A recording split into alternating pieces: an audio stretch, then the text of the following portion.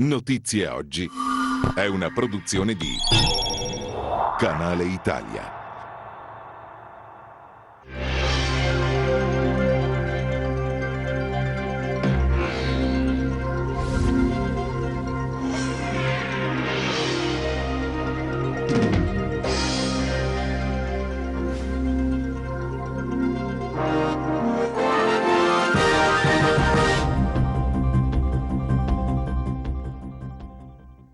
Buongiorno, ben alzati, buongiorno a tutti.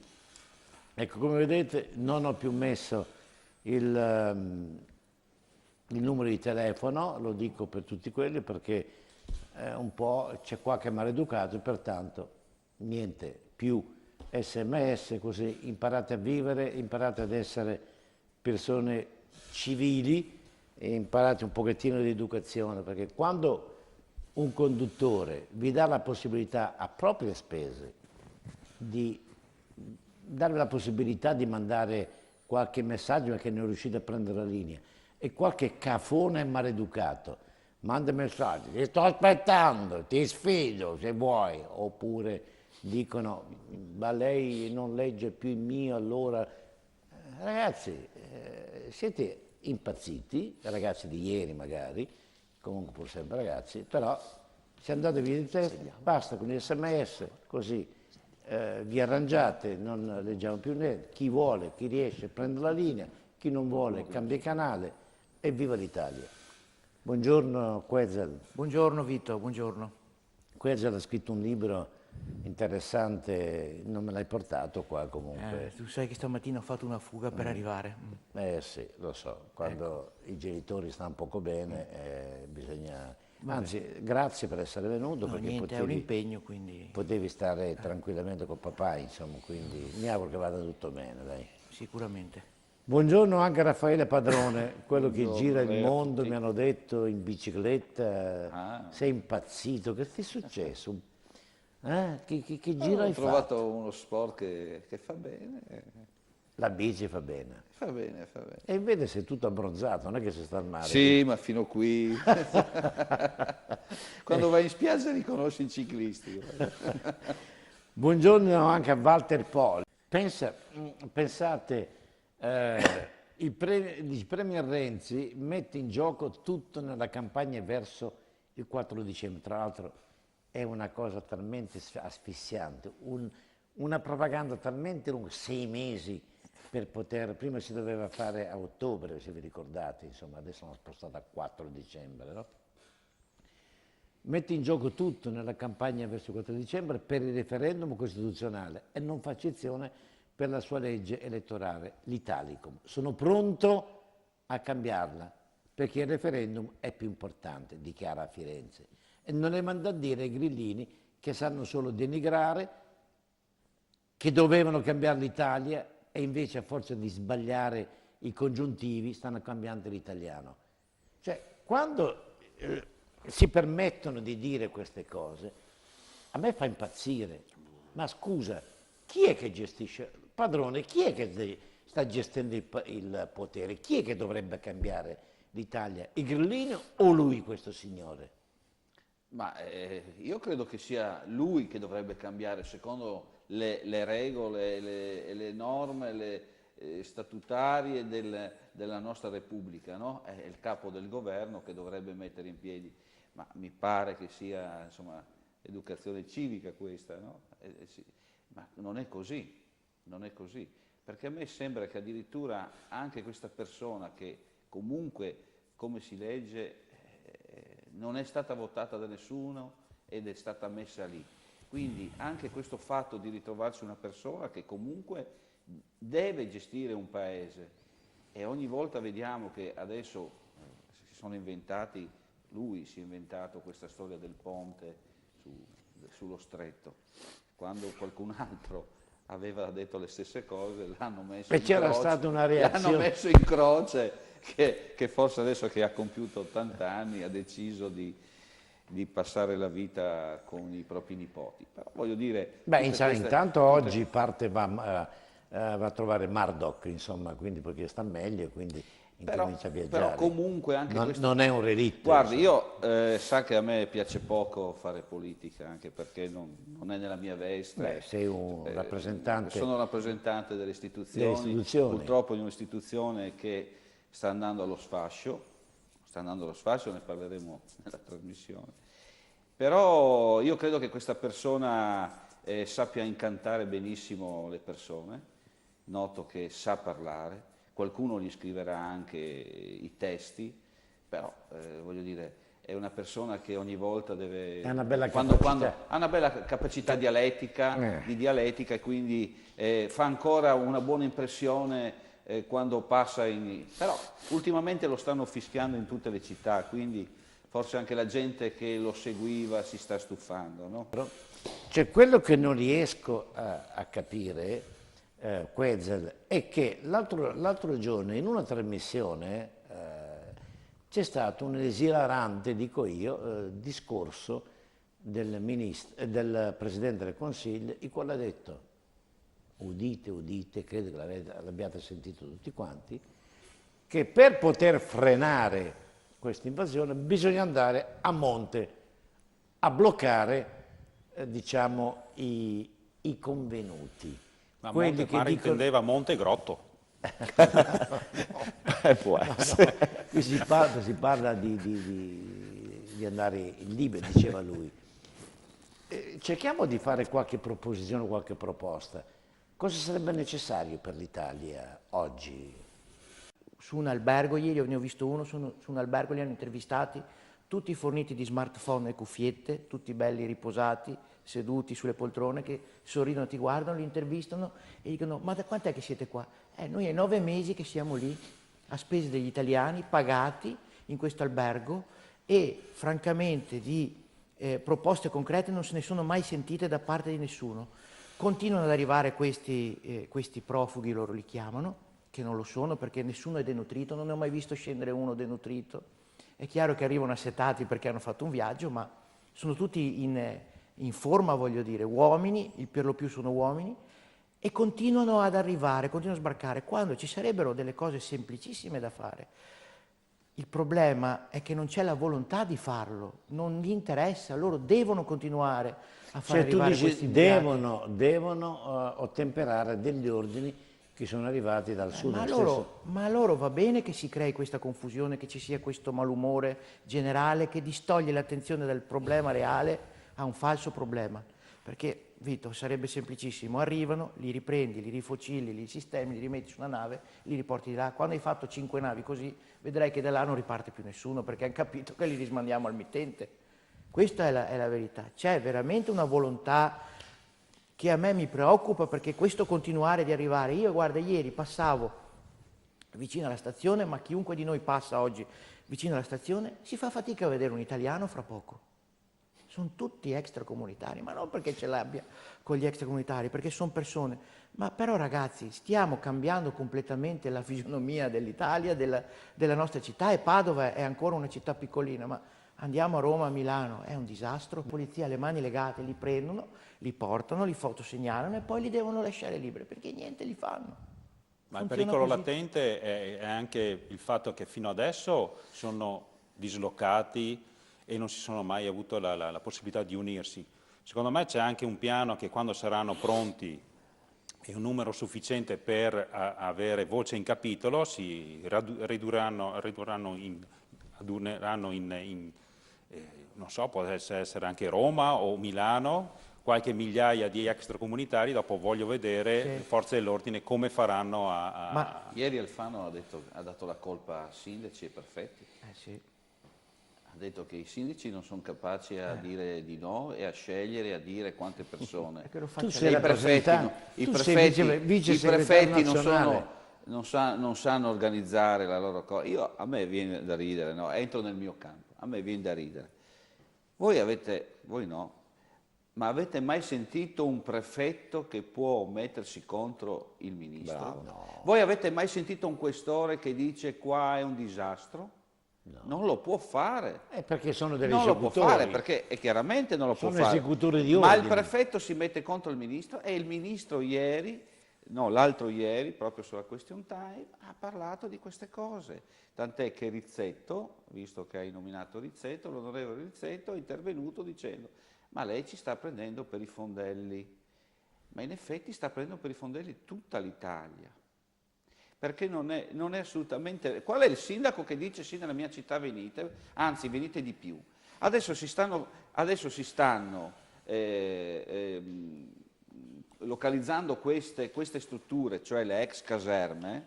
Meno male che vanno in ex caserme, non vanno ancora più negli alberghi, perché poi gli alberghi sono anche terminati, sono finiti. Quindi, ad Abano ce ne sono 2 o 3. A Abano potrebbero fare le terme, questo è sicuro, quindi io consiglio al sindaco di Abano di ospitare. Non c'è, aspetta, un'altra cosa. Io non lo so, vedi che io non lo so. Un'altra cosa che adesso vi dirò dopo questa telefonata, cose vergognose, è una cosa ignobile.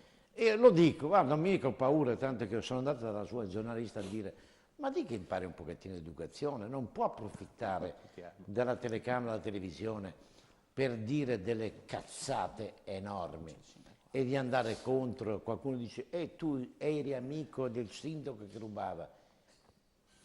Io sono amico e sono ancora amico, perché si è amici anche nelle disgrazie. Che se poi... Soprattutto. Esatto, che se poi qualcuno aveva il vizio che hanno tanti sindaci, non solo uno, non solo lui, perché lui si è fatto beccare perché è scemo, perché a un certo punto doveva anche, se è vero, non lo so, doveva anche saper fermarsi.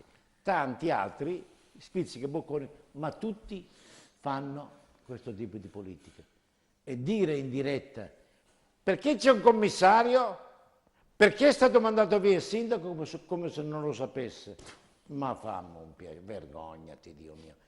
Cioè, condurre un programma a livello nazionale dove io ti pago, tu devi stare attento a non offendere la mia sensibilità.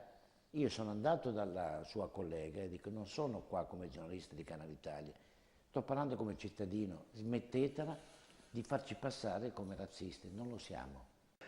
Pronto? Pronto? Buongiorno. Buongiorno. Chi è? Pronto? Sì? Servito? Chi parla? Sono Vincenzo da Andria Bari. Dica, Vincenzo. Buongiorno. Certo che questo signore che ha parlato adesso ha detto proprio la verità.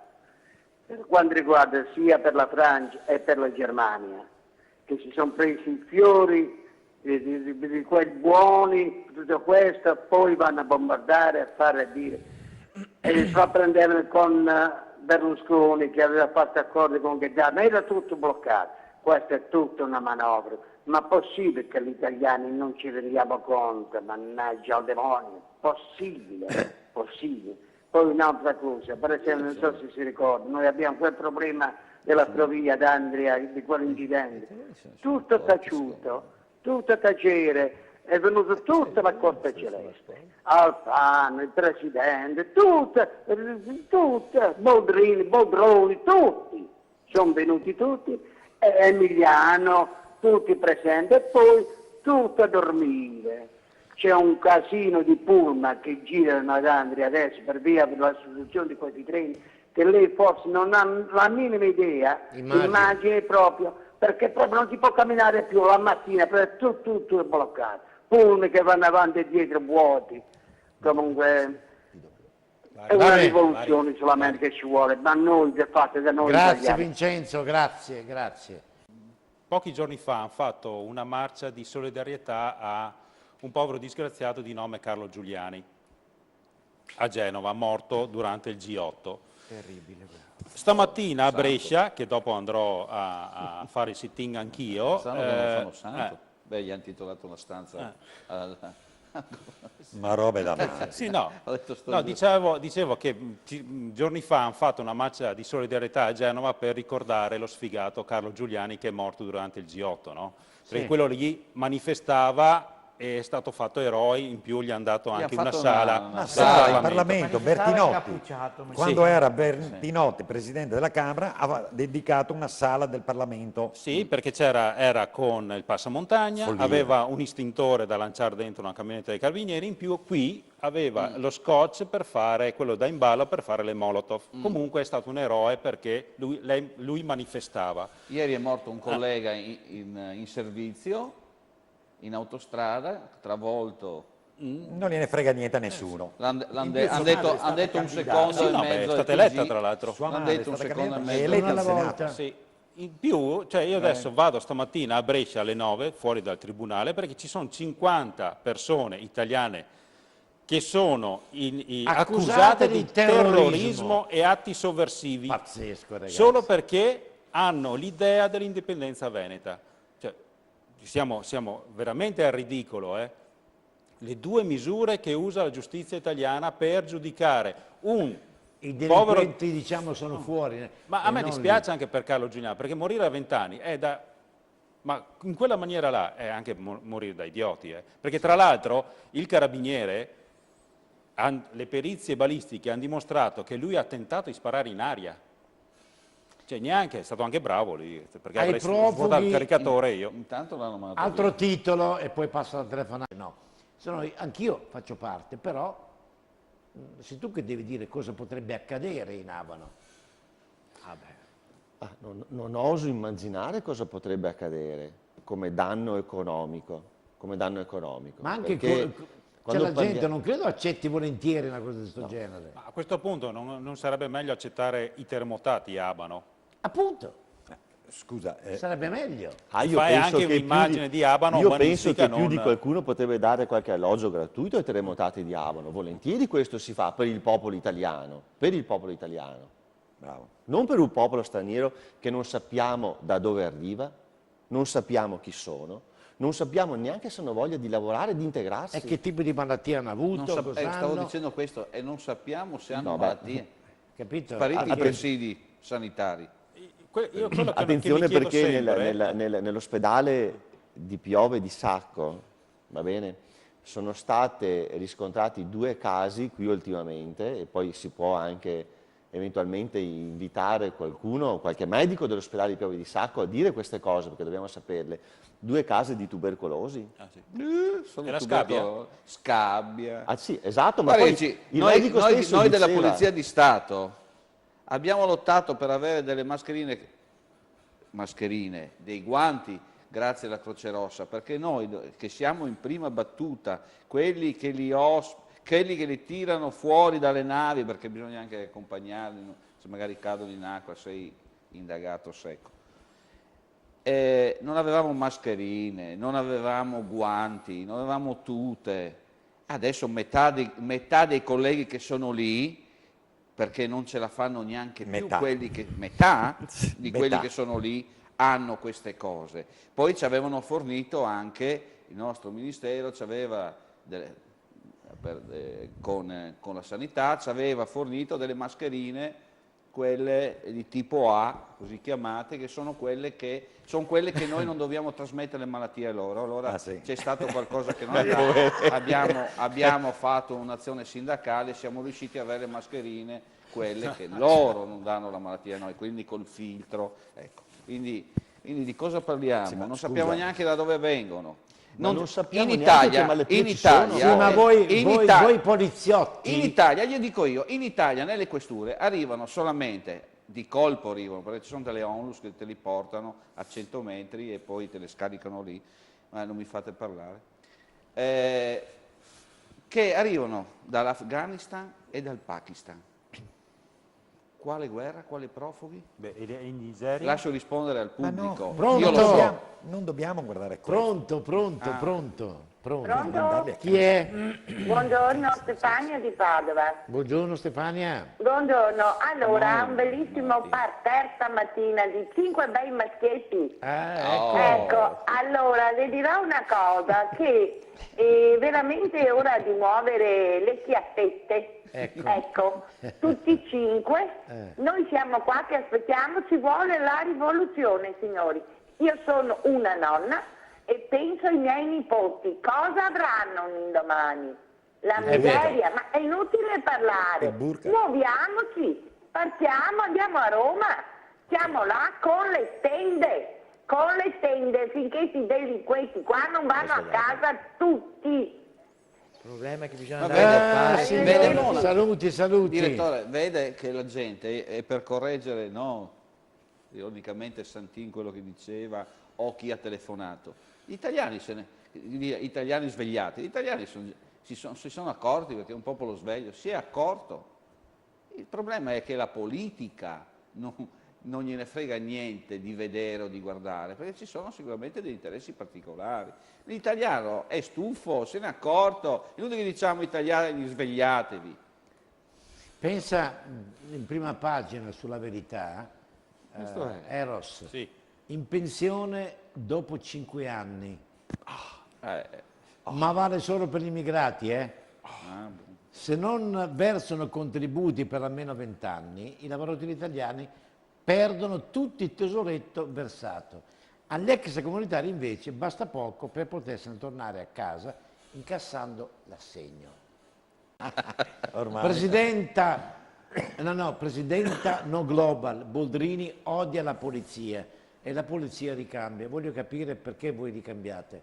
Dopo perché... la pubblicità, ricordati questo titolo, pubblicità. Pronto? Pronto? Chi è? Buongiorno, sono Lidia da Massa. Lidia. Volevo dire due cose veloci. Prego. Prima di tutto, io ho vissuto 25 anni in Africa ed ho ancora molti amici laggiù. Sì. E mi dicono che il tam tam lo fanno i telefonini di cui vengono dotati gli immigrati, i telefonini wifi, perché i fancazzisti africani che vengono a sapere dei loro congiunti qui, che qui si mangia, si beve, si dorme, si è scaccolati, tutto gratis, più ti danno il telefonino e se delinqui non ti fanno un cavolo, quello è il nirvana per il fancazzista africano, e tutti su, 1. 2, c'è una categoria di persone che io odio più dei politici e sono i pennivendoli di regime, che dovrebbero essere le persone che ci aiutano a capire le cose come realmente stanno e invece confondono le idee, ottundono le coscienze e dirigono il gregge nella direzione voluta da loro signori. Lidia, anche i conduttori televisivi, a livello nazionale. Pronto? Non sento bene. No, dico, anche i conduttori televisivi, giornalisti. Sì, certo, ovviamente. Non fanno non più, solo no, i pennivendoli, Chiedo perdono, scusi. Dica. Sì, certamente. E volevo dire una cosa, appunto conduttori e pennivendoli, perché la televisione forse ha più impatto ancora che i giornali, che puntano un nemico da abbattere. Adesso i nemici sono 2, Putin e Trump. Io non discuto dei meriti e demeriti di Trump, però la Clinton è moglie di quel Clinton che ha contribuito a islamizzare i Balcani, che ha fatto la guerra con le bombe all'uranio impoverito nei Balcani, va bene? Che la Clinton abortista è l'epitome della Boldrini Baldracchi che abbiamo qui, ed è quella che si è permessa di dire che non esiterebbe a usare la bomba atomica contro Putin. E questa è la pacifista. Va bene, certo che voi donne siete pungenti quando parlate. Io darei... Tutti ceranno con la Boldrini. Perché la polizia? Perché odiate, scusate, la Boldrini? Odiate. Cosa ne ha fatto, povera creatura? Poverina. Il problema nasce da un episodio del 24, credo, all'Aquila, durante un intervento è andata a presidiare sul Partito Democratico, una cosa, all'Aquila. Guardi, si è verificato quello che si è verificato e si verifica con tante altre persone a quei livelli. Io ho avuto, questi episodi sono verificati addirittura col Papa, non con questo, con presidenti della Repubblica. Praticamente si avvicina, in questo caso si avvicina un funzionario della Presidenza, si avvicina a un nostro funzionario di polizia al quale chiede che gli uomini in divisa mezzi in divisa della Polizia e dei Carabinieri siano allontanati dal posto dove c'è la Presidente. Ho capito. E quindi non vuole vedere poliziotti in divisa, perché il Presidente non vuole vedere gente in divisa, non vuole vedere gente, macchine della Polizia, le vede solo lei, non ci sono più, ma le vede solo lei. Ma tirateli via anche la scorta, no? E questo volevo arrivare lì. Non si accorge però che quelli che gli stanno intorno H24 sono poliziotti. Questo mi dispiace. Ma come in tante cose la sinistra è brava a salvare solo le apparenze. Ma sai no? perché? Le Proprio apparenze, per le apparenze certo, bisogna salvarle. E qua il fatto, perché dopo non si dica che quando c'è la Boldrini servono tutti questi poliziotti in piazza.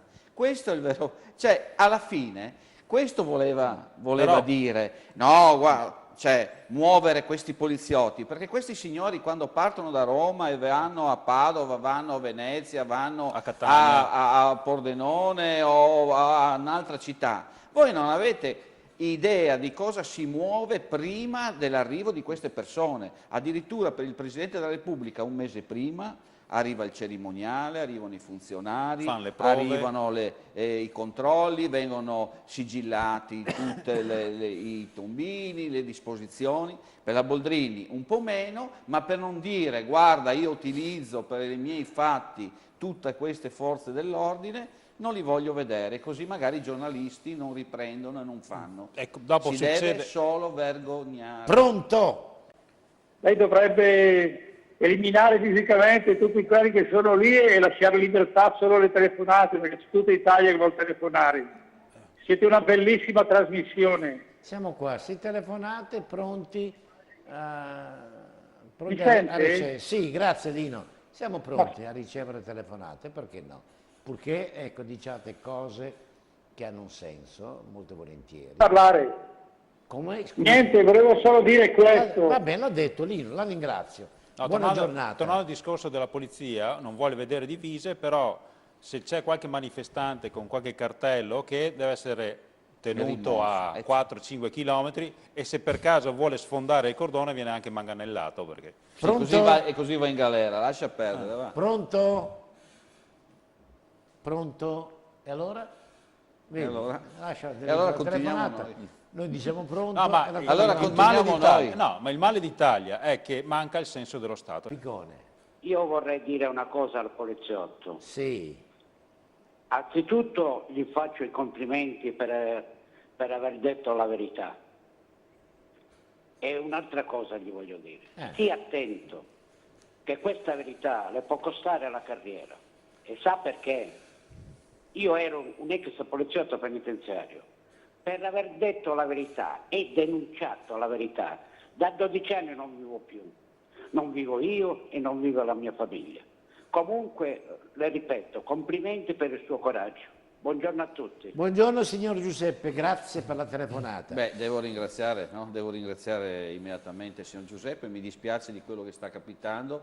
Io è dal 91 che faccio il sindacalista della Polizia di Stato, oltre a chiaramente il mio servizio, che poi c'è stata una polemica, ma non andiamo su un collega che si era presentato in una TV nazionale ed è stato attaccato da quel signorino, quel ministro, che cos'è? Manco mi ricordo, è un onorevole che gli ha detto di andare a lavorare, che fa nullone. Che pensi lui a lavorare? Guardi, io a quel signorino, ma vedere cosa vuol dire avere il caldo alle mani. Il nome di quel signorino, ma lo devo trovare io. Monaco, lo devo trovare io nella trasmissione, mi deve invitare lui, lo massacro, ma non con le mani, lo massacro a voce. Io volevo dire una cosa a Monaco.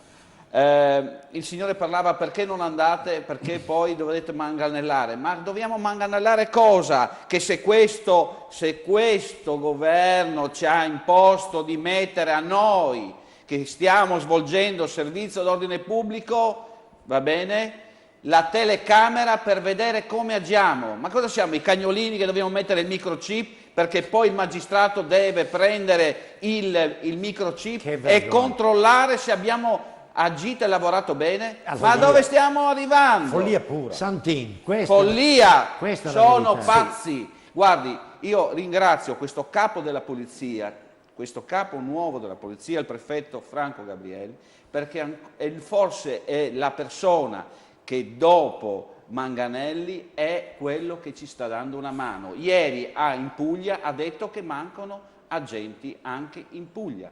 Ne mancano 22.000 e vi dico questa chicca, ce ne sono 559 già pronti, ragazzi già che hanno fatto le loro prove, hanno fatto lo scritto, hanno fatto l'orale, sono pronti a partire e continuiamo a dire che non ci sono agenti. Non li vogliono arruolare. 1987 che non ci sono concorsi diretti in polizia, va bene? Arrivano dai servizi militari, arrivano già con i loro vizi, arrivano già con la loro età. Va Quindi, bene. invecchiamento della polizia. Aspetta la telefonata adesso, sì. se no Allora, aspettano troppo. E poi la parola, diamo la parola a Santin. Pronto? Posso dire solo una cosa? Sì?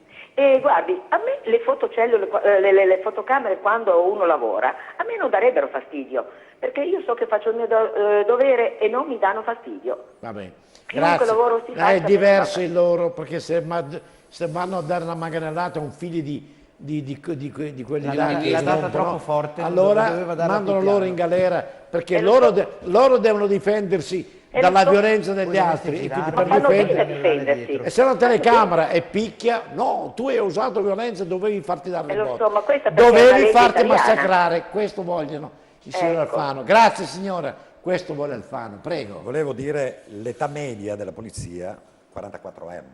Età media? Sì, 44 anni. Anche di No, più. no, sono usciti i dati Sì. l'altro giorno, 44 I anni. dati che dà il Ministero. Ma cosa Dove vogliamo vogliamo fare? andare? Dove vogliamo andare? Non ci Dobbiamo sono, passare non ci sono media, ladri di 44 anni, questo è il La problema. media ha detto La lui. media. No, la forse media. io Ma sono dove vogliamo andare? che noi invecchiamo e sulle macchine ci sono anche persone di 50 anni, Sì, ma perché di c'è la media. 51 anni Ma lui ha sulle parlato- macchine, ma i ladri, quelli che di notte andiamo A a 20 prendere, anni, hanno 20, 18, questo volevo dire. Volevo fare due. Pronto? Pronto, buongiorno, Giuseppe da Milano. Prego. Milano o Mirano? Milano. Milano, prego. Va bene. Niente, volevo un po' parlare, dire qualcosa a quel signore con i pantaloni gialli. Dica. Guardi, le posso dire una cosa. È un poliziotto, eh? Sì, guardi, la cosa proprio non mi interessa che un poliziotto, mi scusi, ma sai, ho diritto di dire quello che voglio, senza problemi quello che penso. Beh, se lo dice che democraticamente, con educazione... Democraticamente, naturalmente. Senza Allora, offendere. le posso dire una cosa, che la gente non vi crede più, soprattutto a voi, poliziotti e carabinieri, ve lo posso garantire. E io sono uno dei primi, per un semplice motivo. Sono stato sempre, sono stato presente ad atti pazzeschi, ho visto di tutto e di più, sempre naturalmente da questa comunità che è entrata qua in Italia a fare il bello e il cattivo tempo, e voi comunque, ascoltate bene quello che vi dico, siete sempre dalla parte di quei signori che fanno i ladri infami, lì sopra, quelli che pagano voi, lo Stato italiano, quello Stato mafioso maledetto, voi lo proteggete, ogni volta siete praticamente in 5.000 per stare davanti al signor Renzi, a questo e a quell'altro. La gente di questo è veramente molto scontenta, perché non è possibile che questi facciano il bello e il cattivo tempo in questo modo e la gente muore di fame, si prende calci da questa gente. È una cosa che... scusi, Sì. Noi non siamo mica ogni volta noi siamo il cuscinetto di quello che succede nella società. Cioè noi non è che decidiamo di nasconderci se la Boldrini arriva, se ci dobbiamo mettere davanti, noi eseguiamo degli ordini. Lei non lo deve prendere con gli operatori della Polizia di Stato o con i carabinieri della Polizia di Stato o con chi vuole, ma dello Stato. Noi siamo uomini delle istituzioni. Se mi dicono di stare lì col mitra davanti alla casa, sto lì col mitra davanti alla casa. Cioè questi discorsi che lei sta facendo sono assurdi, sono assurdi nei confronti dell'operatore. Questo lo deve dire agli alti funzionari o agli alti dirigenti dello Stato, ma non lo deve dire agli operatori della polizia o dei carabinieri o della Guardia di Finanza, perché a parte che quello che ha detto non è vero, perché è una gran fetta della popolazione italiana, anzi il 99% ci stima. Questo forse è un parere suo personale o suo politico, che a me non me ne frega assolutamente niente. però le garantisco che lei non deve prendersela con gli operatori, lei se la deve prendere con chi ci ordina di fare queste cose. Io non posso dire al funzionario che mi ordina stai là e non sto là, perché io ho uno stipendio, ho una famiglia e non lo perdo per lei, per le sue supposizioni stupide, stupide e ignoranti perché ignora. Grazie Giuseppe, grazie. Arrivederci. Grazie infinite. Comunque, lunedì state lì, seguiteci perché sono cose molto importanti. Allora, Walter, Abano dice no, perché dice no Abano? Abano dice no, come dicevo. Scusami, abbiamo visto una manifestazione straordinaria, 4.000 persone senza poliziotti, senza... Tra l'altro grazie ai carabinieri di Abano che hanno portato le brioche ieri notte a quelli che stavano facendo servizio lì di ronda. Glielo dica quello che ha telefonato nobili, prima. gentili, i carabinieri, guarda, bacio ai carabinieri, prego, di Abano. Abano stima carabinieri e polizia comunque. Glielo dica anche a quello che ha telefonato prima. Prego, prego. Grosso come una casa al poliziotto. Loro, i carabinieri, le forze dell'ordine, i finanzieri, i guardie, siete gli unici che tengono ancora in piedi questo schifo di Stato, questo schifo di comunità. Forza ragazzi, la gente è con voi. L'ultima esortazione, ma poi mi mettono in galera, accendete i motori dei carri e dei blindo e andate a Roma e fate piazza pulita. Viva le forze dell'ordine! Magari. Grazie. Grazie. Viva. Vede direttore, la gente ci stima, lasciamo passare la penultima telefonata. Tornando alla manifestazione di Abano, vede, le cose vanno per il loro verso quando all'interno delle manifestazioni non ci sono persone messe lì apposta per creare il problema. Noi non siamo mica... perché in Italia dobbiamo, ad ogni manifestazione, c'è un ufficio preposto per l'ordine pubblico che deve sapere quanti manifestanti e quante persone e quanti furgoni perché nel resto d'Europa è visto coi miei occhi in concerti 1-2 poliziotti, perché dagli altri stati se uno si permette di fare qualcosa lo massacrano di botte, lo prendono, lo caricano. Lei se viene ad Aviano, benissimo, è un poliziotto americano, si permette in un bar di fare lo stupido, arriva il poliziotto, il carabiniere italiano con la pattuglia americana, lei dovesse vedere come lo caricano in macchina, non lo accompagnano come dobbiamo fare noi dobbiamo ammanettarlo, ma le manette non possono essere messe dietro, ma devono essere avanti, e non abbiamo protocolli di intervento e quindi dobbiamo un po' fare forza contro forza. Quindi tutte queste cose succedono alle forze dell'ordine in Italia. In resti d'Europa non si arriva a queste cose. E adesso ti vogliono mettere la telecamera? No, l'abbiamo già messa. Dicevo prima.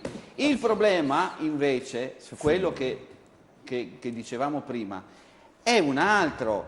Se c'è scritto che non dobbiamo superare, e mi rivolgo alla signora, non dovete superare le linee rosse. Cara signora, che lei diceva prima, una signora di Milano, il manifestante non deve andare oltre la linea rossa. Ecco perché l'utilizzo della telecamera, perché se noi diciamo in maniera diversa dietro la linea rossa, ci indagano, perché la magistratura non crede a noi, crede al cittadino. Follia. E questa è pura follia, perché non è che la polizia si sveglia la mattina e comincia a menare il primo per la strada, non si può fare. Ricevono gli ordini. È quello che succederà, che diceva Quindi non siete servi del potere. Non siamo solo servi, perché per lo stipendio che prendiamo siamo solo servi. Una colf non in regola prende più di noi. Pronto?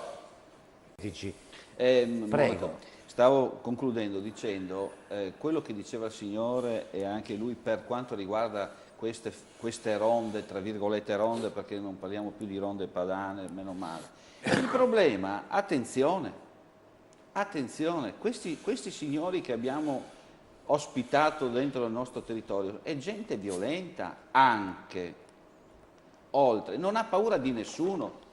Se sono abituati a tagliare teste in giro, figurati se hanno paura della polizia.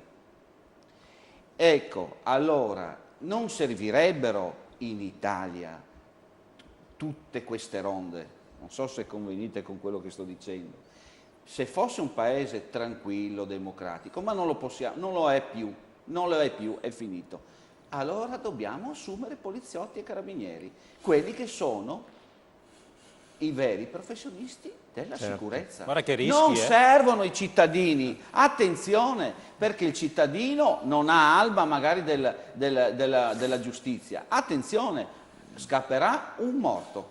No, ma L'ho guarda detto, che stai rischiando, perché gli stai dando una soluzione a Alfano per risolvere il problema dell'immigrazione. Arruoliamo stranieri? Arruoliamo gli immigrati nella polizia. Bene. I trucchi del DEF.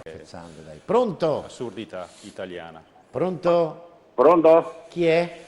Buongiorno professore, sono Palomba Salvatore, chiamo da Castel Volturno, come sta? Benissimo, benissimo Salvatore. Le voglio tantissimo bene, professore, sto macinando del marcio nello stomaco. Perché? Nel mio stomaco, no, sto talmente soffrendo a sentire quel poliziotto con i pantaloni gialli che sta parlando, il sindacalista. Perché? Perché? Gli dica a quel signore, io mi chiamo Palomba Salvatore. Diglielo tu. Sì, glielo dico io, senz'altro. Mi chiamo Palomba Salvatore e vivo a Castelvolturno in una casa abusiva e sono papà di una bambina disabile di 15 anni, affetta da teta paresi spastica. Le vorrei chiedere a questo signore, che lo vedo tanto potente, hai tante potenti e benefiche, amico dell'uomo, in quanto da borghese sicuramente berrà il CINAR, questo caro signore che rappresenta le forze dell'ordine. Perché vi siete venduti alla magistratura? Perché siete diventati degli zimbelli del popolo italiano, quando voi avete giurato fedeltà allo Stato italiano, cioè a me. Perché siete diventati degli zimbelli protettori e schiavisti della magistratura? Le chiedo soltanto, ma non vi vergognate? I vostri capi non si vergognano? Io sono qua, carissimo signore. Io l'aspetto, vorrei averci a che fare con lei. È inutile che voi vi atteggiate a polizia, manganelli, questo e qua. Mi faccia parlare gentilmente. Io vivo in una casa abusiva, vi dovreste vergognare. Poliziotti, carabinieri e tutti delle forze dell'ordine, vergognatevi.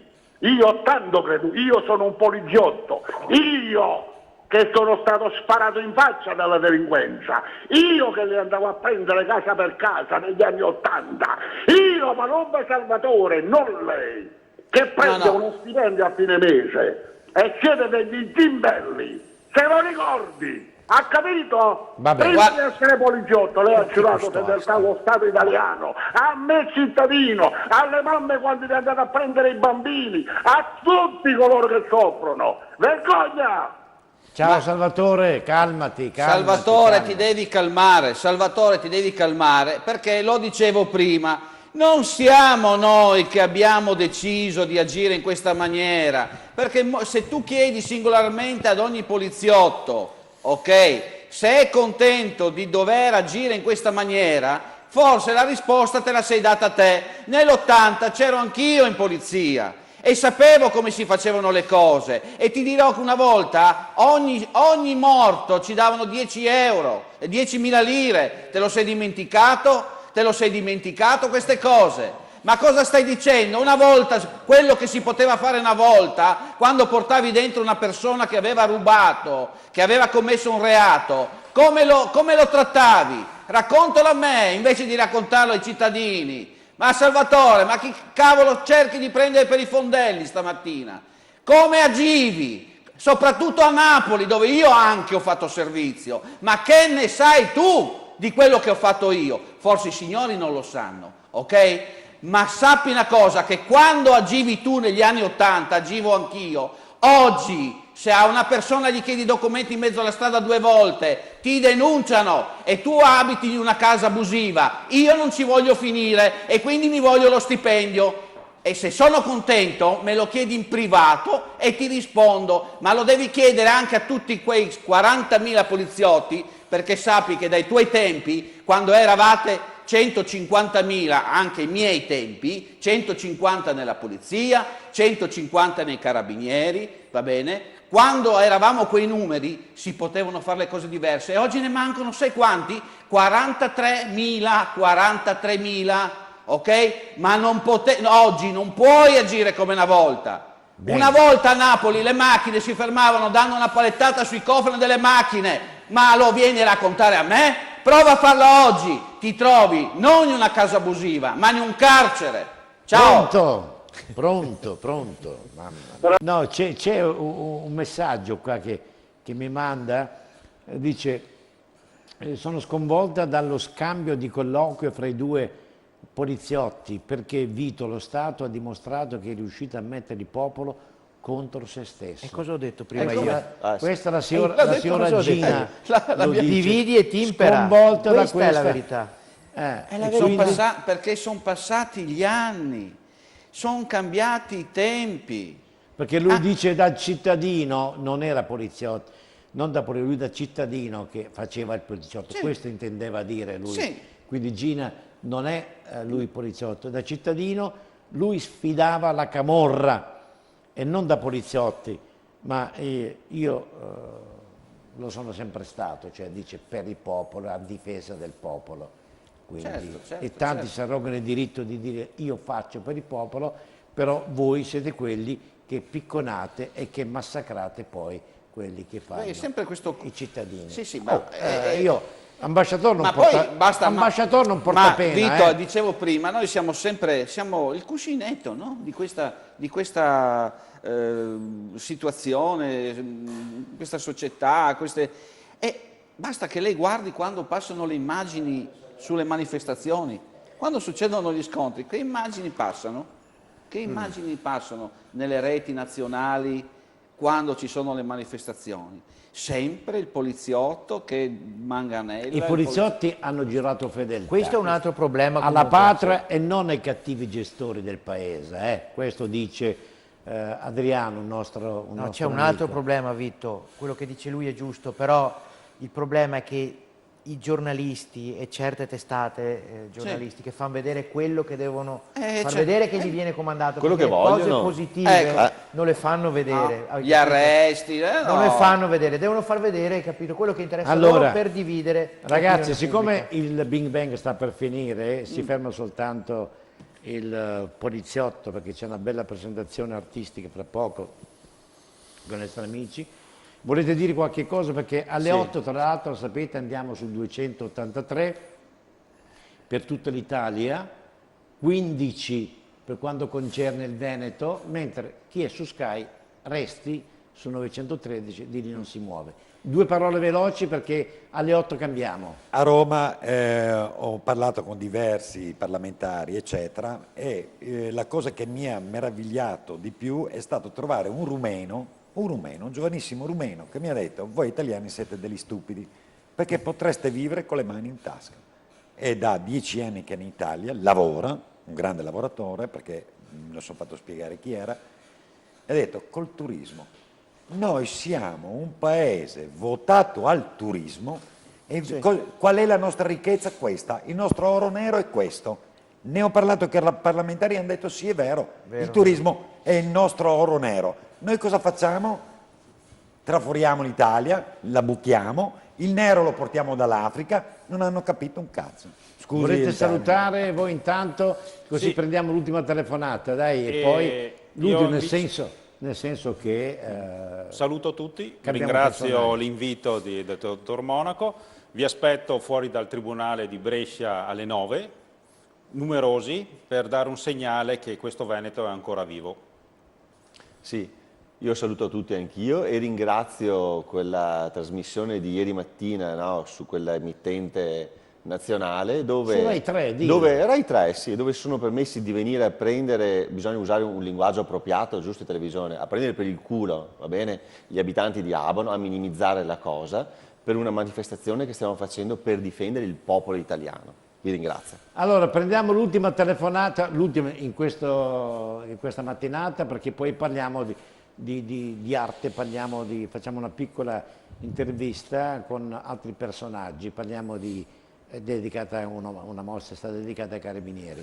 È ascoltata la telefonata, chi c'è in linea? Pronto? Pronto, buongiorno, Franco da Udine. Ascolti, al dottor Padrone, possibile che nessuno dei poliziotti entri in Parlamento, entri in magistratura, ma possibile? E così in modo da cambiare queste leggi. E poi un'altra cosa, il mare, la marina deve salvare per forza di cose, però negli sbarchi, se non hanno i documenti, lasciamoli sulla nave. Restate con noi perché poi vi facciamo sentire qualche cosa che ha da dire. Devo salutare il corregionale. Se io non esco con i documenti mi fanno la multa. Sì. In paese dovrebbero rimanere vincolati al loro hotel e non in giro a bighellonare. Grazie, buona giornata. Devo salutare il corregionale, posso? Sì. Ce la facciamo? Ce n'è uno in magistratura, ex poliziotto, Di Pietro. Ciao. Bella questa battuta. Allora, eccoci qua. Nell'esercito? Marina. No, ma nell'esercito. Del colonnello, nell'esercito colonnello. Ecco, allora, Giosuè Allegrini, ufficiale colonnello, giusto? Sì, comandante, diciamo comandante più corretto, comandante. Comandante della Marina Militare. Sì, comandante della Marina Militare, comandante della Marina Militare e capo dell'ufficio storico. Capo dell'ufficio storico, benissimo. Poi qualche domandina, dopo che abbiamo parlato di questo, qualche domandina su quello che accade in Italia, se mi permette vorrei anche chiederle, anche per far capire ai nostri amici che cosa sta succedendo. È restato con noi l'amico Raffaele Padrone, che è vice segretario nazionale dell'UGL Polizia. Poi abbiamo il dottor Giuseppe Frascaroli, grandissimo critico d'arte. Mi dicono che è più bravo. È critico d'arte lei? Pittore. Pittore lei. Medico e pittore. E lei è critico d'arte? Pittore. Quindi siete... Siamo quelli che abbiamo fatto io e la Santina, la mostra a Moncalieri. Ma comunque si interessa di arte, insomma. Sì, non sono studiato d'arte dal 500 in avanti, è una mia grande passione. Ecco, vede. E poi abbiamo l'architetto pittrice, la signora Santina Deidda, che viene anche dalla Sardegna, mi pare, no? È sempre fra Roma, Sardegna. Quindi mi sento vicino in pratica a quel neoclassicismo foscoliano, romantico, così come traspare nelle grazie. Fantastico. Qui infatti a mio avviso si avverte quanto di meglio vi è nella lezione wilkelmanniana, dove diciamo così, la classicità in genere, la mitica Ellide in particolare, è vista come un luogo vagheggiato nostalgicamente in cui cercare rifugio dal reo tempo dei drammi della storia, luogo diciamo di risarcimento della tempesta del vivere, luogo altrove di purificazione catartica, dove meglio si possa trovare e cercare il mito della bellezza rasserenatrice. Quindi, per concludere un attimino e per sintetizzare diciamo quello che è la mia passione per il neoclassicismo, direi quindi sono fermamente convinto di un grande ritorno sulla ripresa di una figurazione pittorica che dia però un senso non solo alla manualità ma un forte senso anche all'estetica e alla poetica dell'arte. Complimenti, ecco. Fantastico. Ecco, questa è arte, questa è cultura e quindi io ho voluto che Padrone restasse qui perché non parliamo soltanto di tematiche un po' accanite, di politica. Ma infatti è veemente. cambiato totalmente il clima. Esatto. Il clima dalle 2 ore passate con gli altri amici ospiti. Sono due cose differenti. Ogni tanto bisogna anche... Sono due cose diverse e questo oltre a essere arte... La figura dell'insegnante, ogni infatti, tanto... sembrava proprio una ottima esposizione del professore. Io ho fatto storia dell'arte anch'io ai miei tempi, però la storia dell'arte è bellissima. Poi in Italia credo non so se fanno quadri, non le abbiamo perché abbiamo delle immagini, delle fotografie che rappresentano quella che è stata la manifestazione o altre manifestazioni, però quadri non ne abbiamo, ahimè purtroppo, peccato, perché io le ho viste le opere d'arte, non le sue, ma ho visto quelle delle Reid e sono rimasto, guarda, stupefatto, perché sono qualcosa... Grazie professor. No, è la verità, è la verità, qualcosa di incredibile. E chi erano i classicisti